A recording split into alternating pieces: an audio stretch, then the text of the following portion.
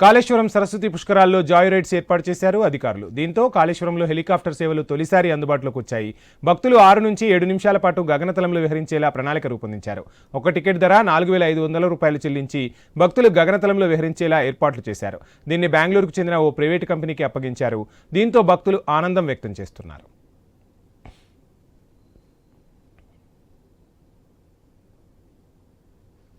అందరం family members మార్నింగే కాళేశ్వరం నదీ స్నానం కోసం వచ్చాము. సరస్వతి పుష్కరాలు కాబట్టి ముందుగా అమ్మవారిని దర్శించుకొని నదిలో స్నానం చేసి పుష్కర స్నానము తర్వాత ఇది విహారయాత్ర కోసం అని చెప్పి ఇక్కడ తెలంగాణ ప్రభుత్వం ఏదైతే ఏర్పాటు చేసిందో హెలికాప్టర్ రైడ్ అని ఆ రైడ్ని చూద్దామని చెప్పి వచ్చినాము.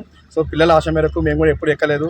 ఫస్ట్ టైం అనేది ఎక్కుదామని చెప్పి ఎక్కి చాలా బాగా ఎంజాయ్ చేసినాము. 7 to 8 minutes ride. Kaleshwaram dam, Kaleshwaram bridge, Kaleshwaram ఊరు, నది, టెంపుల్, దేవాలయం అన్ని బాగా తక్కువ సమయంలో కవర్ చేసినారు.